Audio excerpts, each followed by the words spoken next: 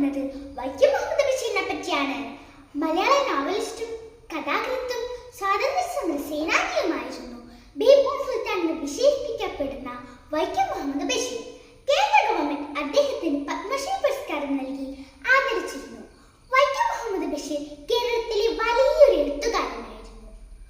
അദ്ദേഹത്തിന്റെ കഥകളിലെ കഥാപാത്രങ്ങൾ നമ്മെ ചിരിപ്പിക്കുകയും ചിന്തിപ്പിക്കുകയും ചെയ്യുന്നു.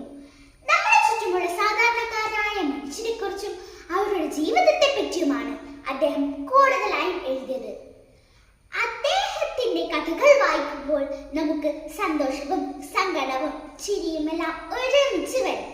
പാത്തുമേടാട്, മതിലുകൾ, ആനവാരി പൊൻകുരിശും തുടങ്ങിയ അനേക കൃതികൾ അദ്ദേഹം രചിച്ചിട്ടുണ്ട്.